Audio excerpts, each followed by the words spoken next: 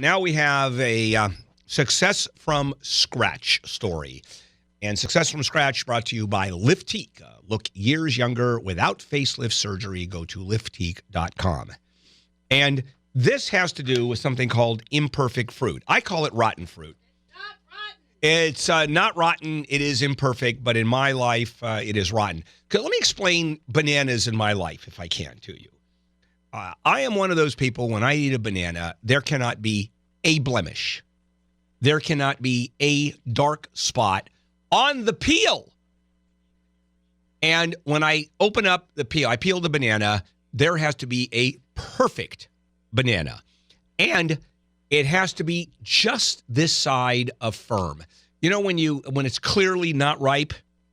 Well, just when it turns from not ripe to a sort of hard ripe where it's still banana, but it's really very firm, that's my banana. And if it goes beyond that, then it's mushy and it's gone. Then you make banana cake out of it.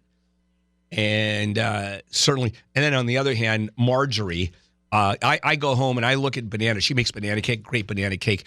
And I'll look at this black thing hanging, and it looks like a bat that's been desiccated, that's been mummified, hanging from the banana tree thing. It's just this black. What is that?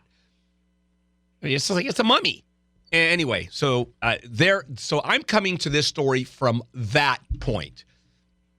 All right, so let's talk about imperfect fruit for a moment. And Michelle, of course, came up with this because she loves this stuff.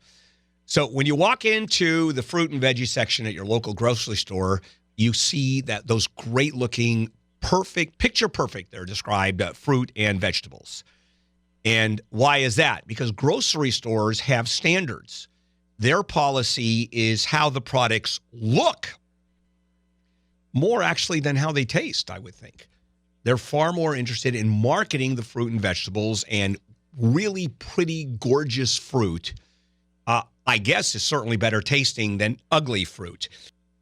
And we're not even talking about fruit with a bunch of, spoiled sections or spots and bruises. We're just talking about ugly fruit. And some of I'm looking at the picture, some of these are so ugly, they're actually pretty. It's like Shar-Pays. You reach a level of ugliness where then it just turns the corner and becomes good looking. But when you go to the vegetable section, you notice they're spraying water on it. And you would think because the vegetables need water to stay really fresh and crisp and clean. Well, a lot of it also has to do with looks. You have a bunch of apples sitting in the cart. You spray them and they glisten more. They're better looking. Well, there's a company called Imperfect Produce. And these people that started this, you have to give them a lot of admiration because this isn't about money for them. It's actually about doing good. In 2011, Ben Simon was a student at the University of Maryland. And he and a couple of friends, Mia Savalga and Cam Pasquale, noticed there was a lot of uneaten food being thrown away every night in the cafeteria. And so they did some research and discovered that 22 million pounds of edible food was being thrown away every year on college campuses. So they said, okay, we're going to do something about it. And they created a nonprofit called the Food Recovery Network. And the whole point of that is to help combat food waste on college campuses and to help the local community. So by the end of that first school year, the food they saved, the food they saved from being thrown away provided more than 30,000 meals to the hungry people in the local community. Then Ben meets another Ben Chesler. And they helped to take the Food Recovery Network to college campuses around the country. Today, this network is more than 180 college and university campuses in 45 states, and it is the largest student-run waste prevention movement. And it's not just waste prevention. It's not just recycling. It's recycling that feeds people. And boy, is that a win-win. So go fast forward to 2015, and Ben Simon and Ben Chesler meet up with a guy named Ron Clark, who worked with his California Association of Food Banks. And there he had developed a farm-to-family program by building relationships with growers in California to take their ugly produce. This is at the grower level.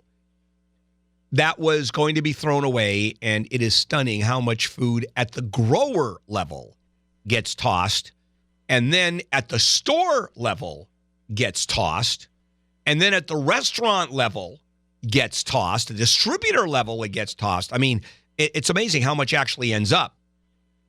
So today, that program, the Farm to Family program, provides 125 million pounds of food every year to food banks. So the three of them, and they all three have beards because they're a bunch of hippies, decided to pool their experience and expand that passion they have for preventing food waste in a big, big way. And I'll come back with some stats and tell you how they did this. And it's pretty impressive, to say the least. All right, we'll take a break and then come back. Your chance to win $1,000. KFI AM 640.